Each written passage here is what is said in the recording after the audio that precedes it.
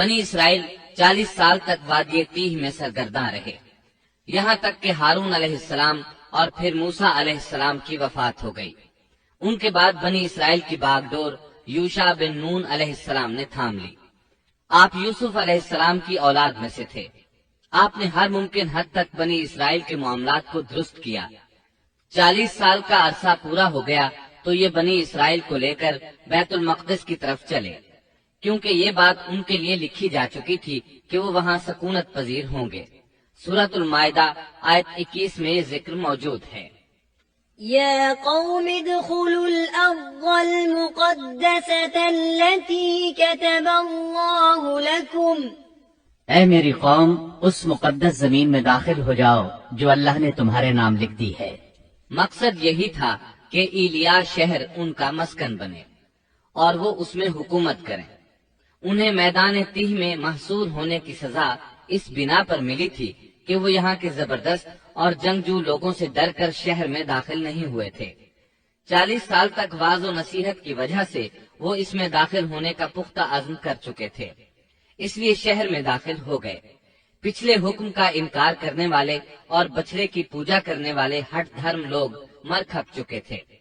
اس وقت کے لوگ ان کی نسل سے پیدا ہوئے تھے۔ ان میں ایک بھی شخص ایسا نہیں تھا جس نے بچڑے کی عبادت کی ہو۔ جب یہ لوگ یوشع بن نون علیہ السلام کی قیادت میں مقدس شہر کی طرف جہاد کے لیے چلے اور وہاں پہنچے تو دشمن ابھی تک موجود تھا۔ بنی اسرائیل نے 6 ماہ تک ان کا محاصرہ جاری رکھا۔ وہ زبردست جنگجو قوم تھی۔ بنی اسرائیل سے ان کا آخری معرکہ جمعے کے دن ہوا۔ یہ لوگ ہفتے کو لڑائی نہیں کرتے تھے کیونکہ یہ دن ان کی عبادت کا تھا۔ اس دن عبادت کے علاوہ ہر کام حرام تھا، لڑائی بھی ممنوع تھی۔ عصر کے وقت معرکہ ہوا۔ بنی اسرائیل بڑی حد تک کامیابی حاصل کرتے آگے بڑھتے چلے گئے، لیکن اسی وقت سورج غروب ہونے کا وقت ہو گیا۔ اس طرح صورتحال نازک ہو گئی۔ بنی اسرائیل جمعے کی شام سورج غروب ہوتے ہی ہفتے کے دن کی عبادت شروع کر دیتے تھے۔ اب اگر سورج غروب ہو جاتا تو وہ لڑائی بند کرنے پر مجبور ہو جاتے، اس طرح ان کی فتح درمیان میں رہ جاتی۔ اس موقع پر یوشع بن نون علیہ السلام نے سورج کی طرف دیکھا اور بولے، إنك مأمورة وأنا مأمور۔ تو بھی اللہ کی طرف سے مقرر کردہ ہے اور میں بھی اللہ کی طرف سے مقرر کردہ ہوں۔ یعنی ہم دونوں ہی اللہ تعالیٰ کی مخلوقات میں سے ہیں اور اللہ کے حکم کے پابند ہیں۔ پھر آپ نے یہ دعا کی، اللهم احبسها علينا۔ اے اللہ، اسے ہمارے اوپر روک دے۔ رسول اکرم صلی اللہ علیہ وسلم کا فرمان امام احمد رحمت اللہ علیہ نے بیان کیا ہے۔ آپ صلی اللہ علیہ وسلم فرماتے ہیں، إن الشمس لم تحبس على بشر إلا ليوشع ليالي سار إلى بيت المقدس۔ سورج کسی بشر کے لیے نہیں روکا گیا سوائے یوشع بن نون کے۔ جبکہ انہوں نے بیت المقدس کی طرف سفر شروع کیا تو ان دنوں میں یہ واقعہ رونما ہوا۔ سورج کا اسی جگہ رک جانا اللہ تعالیٰ کا ایک عظیم معجزہ تھا۔ سورج اس وقت تک رکا رہا جب تک کہ فتح حاصل نہ ہو گئی اور وہ بیت المقدس میں داخل نہ ہوئے۔ یوشع علیہ السلام نے انہیں حکم دیا کہ رکوع کی حالت میں دروازے سے گزرو اور زبان سے کہو، حطۃ، اے اللہ ہمارے گناہ معاف فرما دے۔ مطلب یہ تھا کہ گزشتہ سالوں میں ہم سے جو غلطیاں ہوئیں ان سے ہمیں پاک فرما۔ اللہ تعالیٰ سورۃ البقرہ آیت 58 میں فرماتے ہیں، وَإِذْ قُلْنَا ادْخُلُوا هَٰذِهِ الْقَرْيَةَ فَكُلُوا مِنْهَا حَيْثُ شِئْتُمْ رَغَدًا وَادْخُلُوا الْبَابَ سُجَّدًا وَقُولُوا حِطَّةٌ نَغْفِرْ لَكُمْ خَطَايَاكُمْ وَسَنَزِيدُ الْمُحْسِنِينَ۔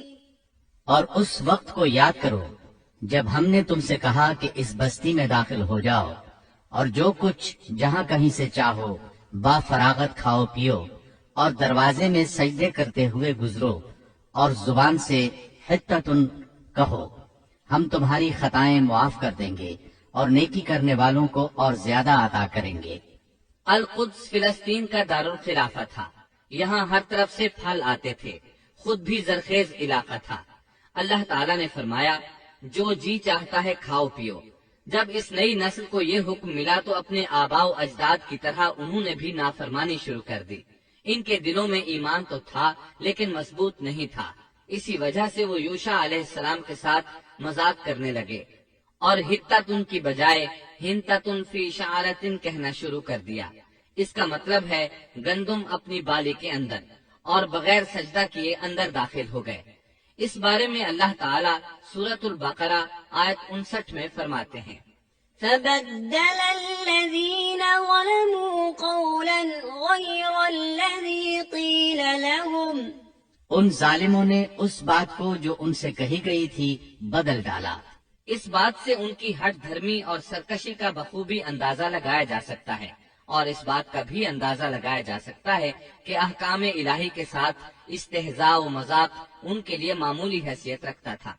یہ حقیقت ہے کہ جب کوئی قوم اخلاق و کردار کے لحاظ سے اس قدر زوال پذیر ہو جائے تو وہ احکام الہی کے ساتھ اسی طرح کا سلوک کرتی ہے، اور جب کسی قوم کی حالت اس حد تک خراب ہو جائے تو اس پر اللہ کی طرف سے عذاب ضرور نازل ہوتا ہے۔ چنانچہ ان پر بھی عذاب الہی کا کوڑا برسا۔ اللہ تعالیٰ سورۃ البقرہ آیت 59 میں فرماتے ہیں فأنزلنا على الذين ظلموا رجزا من السماء بما كانوا يفسقون۔ ہم نے بھی ان ظالموں پر ان کے فسق اور نافرمانی کی وجہ سے آسمانی عذاب نازل کیا۔ ان لوگوں نے اپنی ہٹ دھرمی کی وجہ سے اللہ کے احکامات میں تبدیلی کی، اس طرح آیات الہیہ میں تحریف کا دروازہ کھلا اور یہ لوگ تورات اور کلام الہی میں تبدیلیاں کرنے لگے۔ بنی اسرائیل میں یہ سلسلہ اس وقت سے شروع ہوا، نتیجہ یہ کہ ان پر عذاب نازل ہوا۔ صحیح مسلم میں نبی کریم صلی اللہ علیہ وسلم کا ارشاد گرامی ہے الطاعون رجز او عذاب ارسل على بني اسرائيل او على من كان قبلكم۔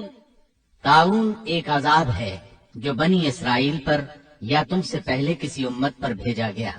چنانچہ بنی اسرائیل پر عذاب نازل ہو گیا، اس کی وجہ سے ایک ہی دن میں 20,000 افراد لقمہ اجل بن گئے۔ یہ دیکھ کر وہ اللہ سے پناہ مانگنے لگے۔ کس قدر عجیب لوگ تھے، اللہ کی آیات کو مذاق کا نشانہ بنایا، کلام الہی میں تحریف کی، اس کے نتیجے میں طاعون نے دبوچ لیا تو معافیاں مانگنے لگے۔ بہرحال اس طرح ان کی زندگی فلسطین میں شروع ہوئی۔ ان پر کچھ حاکم حکومت کرتے رہے تاکہ ان کے دنیاوی معاملات سلجھ جائیں۔ انبیاء کرام ان کے دینی معاملات میں تربیت کرتے رہے۔ ان کا دین بادشاہت سے جدا تھا، دین علیحدہ ہو گیا اور حکومت علیحدہ ہو گئی۔ حکومت اور اقتدار یعقوب علیہ السلام کے بیٹے یہودا کی اولاد میں تھا، اور نبوت یعقوب علیہ السلام کے بیٹے لاوا کی اولاد میں تھی۔ انبیاء کرام رشد و ہدایت کا کام کرتے رہے، ان سے مشاورت بھی رہی، لیکن دنیاوی معاملات کی باغ ڈور صرف بادشاہوں کے ہاتھ میں تھی۔